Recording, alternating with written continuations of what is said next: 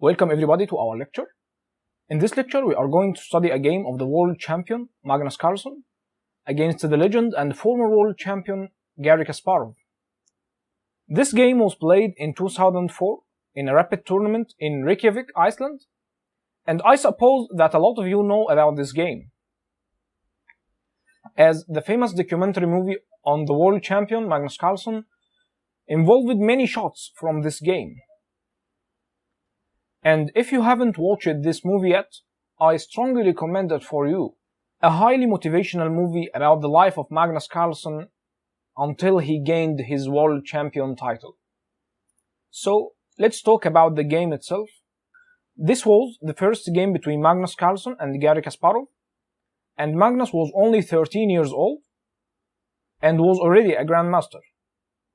And Kasparov was ranked number 1 in the world, although he had already lost his world champion title to Vladimir Kramnik, but of course he was still on top shape.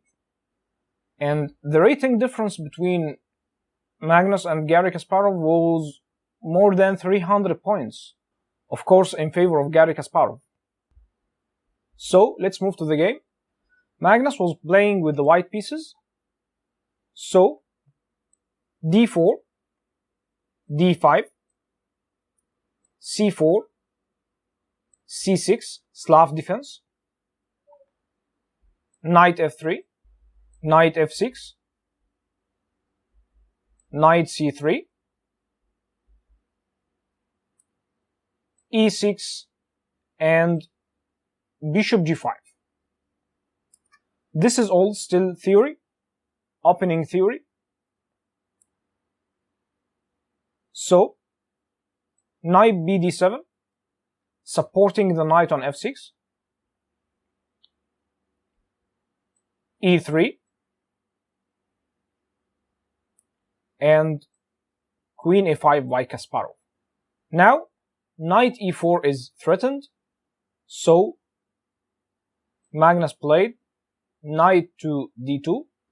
Another move for white here is c takes d5. But here Magnus chose to play knight d2. Bishop b4, increasing the pressure against the knight on c3. And also, this is not the only move for black. Black also has d takes c4. And in this line, you have to note that the bishop on g5 is now threatened by the queen on a5 after this capture. So, white has to take on f6 first. Knight takes c4, queen c7, and although black managed to get the bishop pair, but with this knight on c4 he cannot achieve e5, and after rook to c1 it's not easy to play c5 either, and these two moves e5 and c5 are standard breaks for black in these positions, so white stands better. So black played bishop b4, increasing the pressure against the knight on c3, queen c2 by Magnus, developing the queen and supporting the knight on c3, castle, bishop e2, and now Kasparov played e5. A standard break in this position, as I mentioned. White castle, e takes d4, and now Magnus didn't capture on d4 immediately and played knight to b3, attacking the queen on a5. And here Kasparov has two moves, queen to b6 and queen to c7, and Kasparov chose to play queen b6. So, Magnus played e takes d4, and of course he can also take with the knight, but he wanted to play the isolated queen's pawn position after d takes c4, which Kasparov played in the game.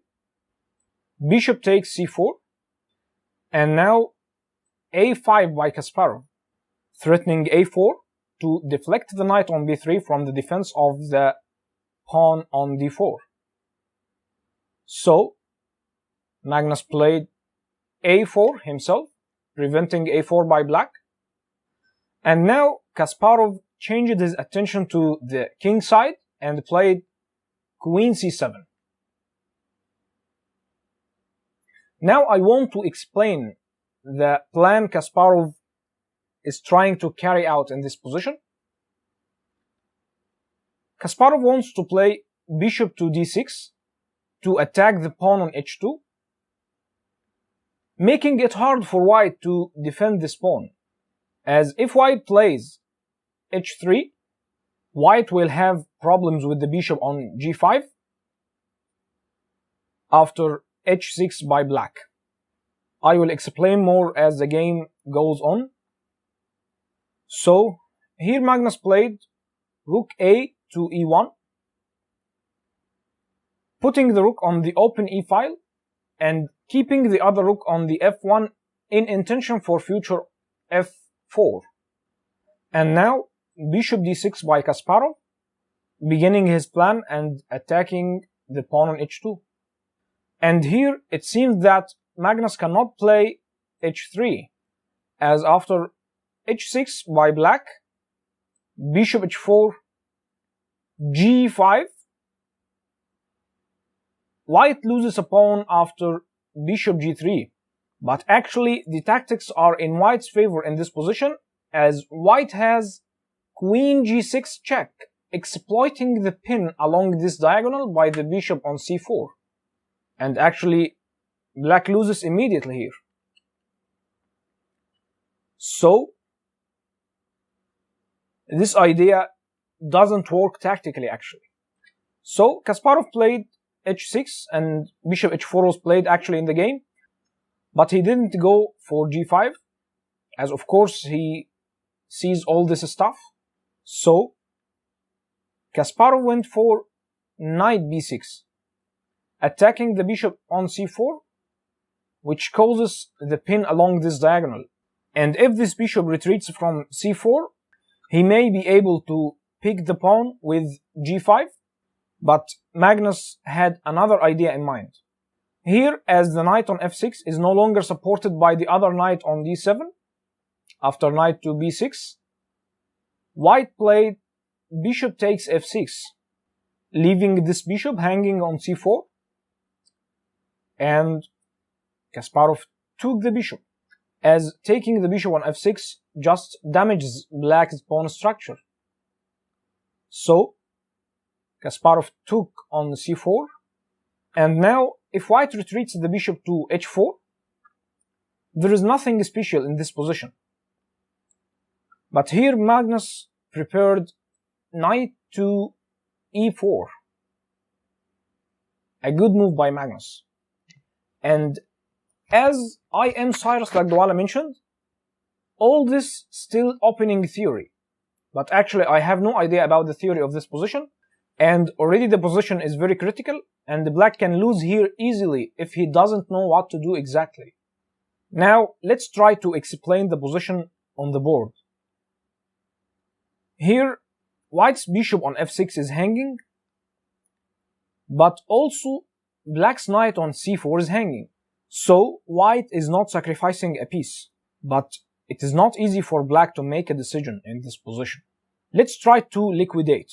What happens if black takes on f6? Actually, this loses immediately. Knight takes f6, check.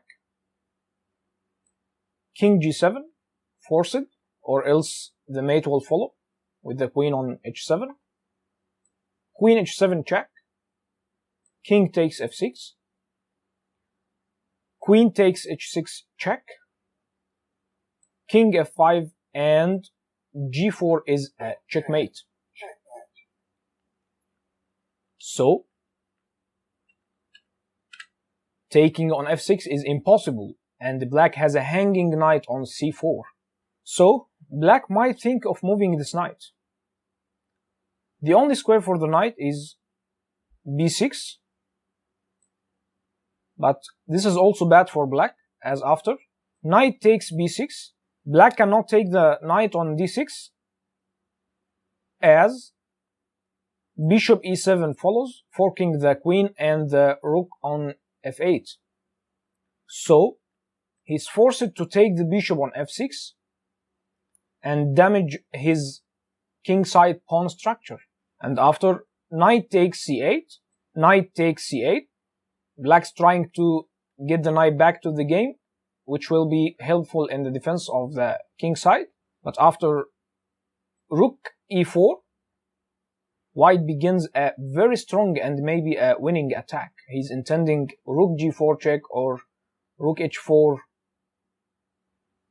and actually black may be losing in this position. So moving the knight is also bad. Another move here is bishop e6 to support the knight on c4, and it is not that bad. But black comes under strong pressure after knight bc5, attacking the bishop on e6, which supports the knight on c4. So bishop d5, knight takes d6, and now black doesn't have the luxury of taking on f6, as the knight on c4 is hanging, so he's forced to take with the knight, as queen takes d6 allows bishop e7, again forking the queen and the rook on f8, so black is forced to take with the knight. But now white continues the pressure with rook e7, attacking the queen and adding some pressure against the pawn on b7. So queen c8 to defend the pawn on b7. And now white has bishop e5, attacking the knight on d6. And actually here white has a very active position. So this is also not the best way for black to play this position. Let's return to the main position. And here Kasparov managed to find the best move. Actually a strange one, but of course not strange for a player like Kasparov, who thought to be one of the greatest chess players of all time. The move is bishop h2 check. The only move in the position which keeps black in the game. Actually, this move is supported by complex line, so I will try to explain the idea. Of course, king h1, only move. And here Kasparov went wrong and played knight to d6, after which he finds himself under unfavorable pin after the bishop moves to e5. Here the right continuation for black was b5 to support the knight on c4. But here an important question arises. Why didn't black play this move before bishop h2 check? Let's return back.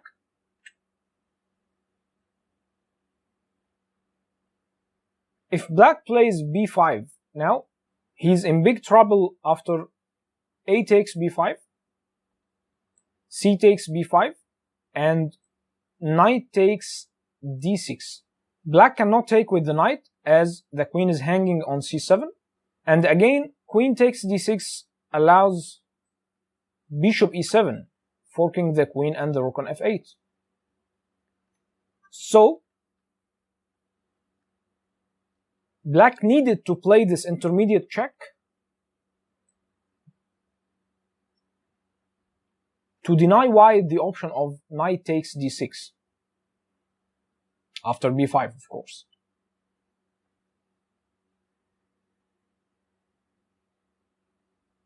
So, as I mentioned, the right continuation is b5, which Kasparov didn't play in the game, and he played knight d6 instead. Let's see b5 first. b5, a takes b5, c takes b5. But before playing this move, black has to put into consideration the move g3, which traps the bishop on h2. But analysis shows that this is the right way for black to play. Let's see. Now h3 is hanging, so bishop takes h3, king takes h2,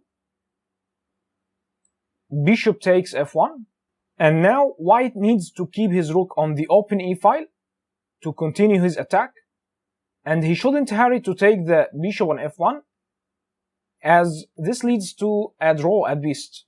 After g takes f6, knight takes f6 check, king g7 forced. Now as white is down an exchange, the best thing he can do is knight h5 check, king h8, and repeat the moves with knight f6, threatening mate on h7. So black has to play king g7 again, and it will be a draw by repetition. So he shouldn't hurry with rook takes f1. White continues with knight c5, activating the knight and bringing it closer to the attack. Queen c8 by black, threatening queen h3 check, followed by mate. So rook takes f1 is now forced, and actually after this knight comes to c5, it's not possible for black to take on f6. Let's see. If g takes f6, knight takes f6 check, king g7 forced, queen h7 check, king takes f6, and after queen takes h6 with a check, black may think he's okay after king e7, but actually the move rook e1 check forces mate. Black still cannot take on f6. Now black plays queen f5 to prevent knight takes f6 check after g takes f6, so he's threatening to take the bishop the next move. Queen c1 by white, preventing black from taking on f6, as after g takes f6, queen takes h6, and there is no way for black to prevent knight takes f6 with a check mate better than sacrificing the queen. So rook e8, attacking the knight on e4, f3 protecting, and now queen g6 supporting the h6 and threatening to take the bishop next move. Now if white retreats the bishop immediately to e5, black will take, so b3 first, knight b6, and now bishop e5. This is a far better position for black than what happened in the game, and he has chances of creating a passed pawn on the queen side with 2-on-1 majority, so black can generate sufficient counterplay in this position. Of course, a very long and complex line, but this was the right way for black to proceed in this position. So all this didn't happen in the game, and Kasparov played knight to d6. But here after, king takes h2, knight takes e4, discovery check, so black has regained the piece. Bishop e4, forced, blocking the check and saving the bishop. And now knight to d6 is forced. And now black finds himself under this unfavorable pin on d6. And white exploits this immediately with queen c5, attacking the knight, which now cannot move. Even better for Magnus was d5, exploiting the other pin on the c file, as the queen is unprotected on c7. But here Magnus played queen c5, attacking the knight, rook d8, protecting, d5 by Magnus, threatening to open the d file with d takes c6 and bring the rook to d1, increasing the pressure against the knight on d6. So black played queen d7, unpinning the knight, knight d4, increasing the pressure against c6. Actually, black in this position finds himself under constant pressure. And if you see Kasparov's expression from the video of this game, it clearly said that. And here black decided to sacrifice a pawn and played knight to f5, trying to exchange some pieces. But what happens if black takes on d5? Now black loses material after bishop takes d6, queen takes d6, queen takes, rook takes, as white has rook e8 check, and at the same time pinning the bishop to the rook on a8. And after king h7, rook c1 loses material for black, as now he's forced to sacrifice the exchange. So Kasparov decided to play knight f5 and sacrifice the c pawn. So d takes c6, b takes c6, and knight takes c6, attacking the rook on d8, rook e8. Now white decided to regroup the rooks to d and e files rather than e and f files. So rook d1 with the tempo, attacking the queen on d7,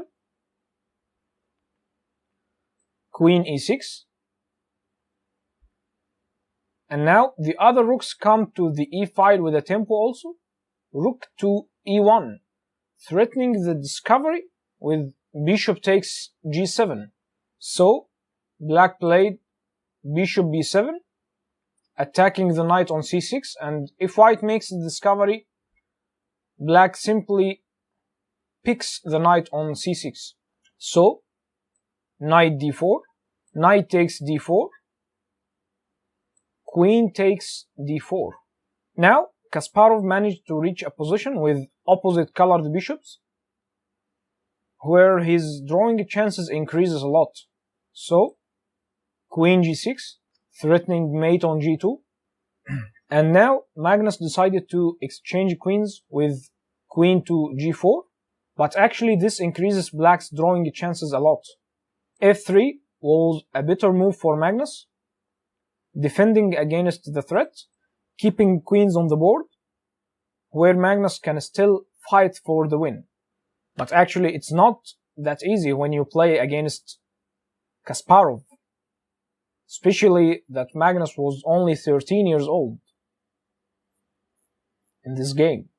So queen g4, queen takes g4, h takes g4.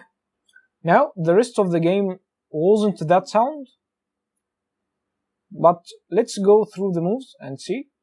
Bishop c6, attacking the pawn on a4. So b3, protecting. f6, attacking the bishop. Here Magnus played bishop to c3, but he could have taken the chance and played rook to d6, offering the exchange of these bishops and transferring to a rook ending with more active rooks, where he can fight back for the win. But Magnus didn't go for this and played bishop to c3, rook takes e1, rook takes e1, bishop d5, attacking the pawn. So rook b1, rook b8, increasing the pressure. And now the b3 pawn cannot be protected anymore. So b4, a takes b4, bishop takes b4.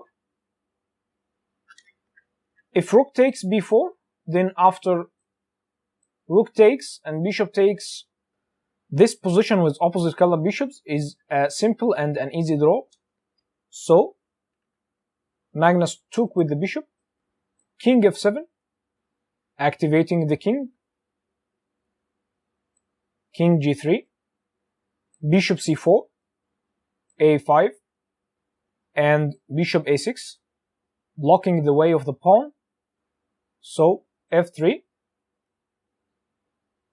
king g6, king f4, and h5, trading more pawns and accelerating the way for the draw. So g takes h5, check, king takes h5, rook h1, check,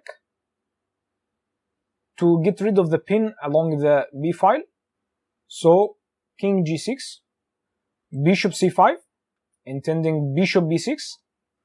So rook b2, activating the rook and attacking the pawn on g2. So king g3, protecting. Rook a2, attacking the pawn on a5. So bishop b6, king f7,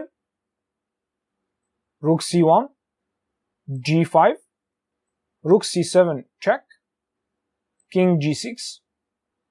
Now Magnus played rook to c6, threatening bishop d4, attacking the bishop on a6 and the pawn on f6 simultaneously. But actually, this move was the final inaccuracy Magnus made in this game, and Kasparov forced the draw after this move with bishop to f1, attacking the g2. Now black is threatening to take on g2 with a check, so the only way to prevent this is the move bishop to f2, which leaves the pawn on a5 unprotected. So Kasparov took the pawn immediately, and here the draw was agreed. When Magnus was asked about this game, he said it was a very positive experience and that he felt he can catch up with Kasparov's play. And actually, Kasparov himself was very impressed by Magnus's play in this game. And after this game, he made a visit to Magnus and they analyzed some positions together. And Kasparov was very impressed by the deep knowledge of chess by Magnus. So, I hope that you enjoyed the lecture and see you in the next lecture.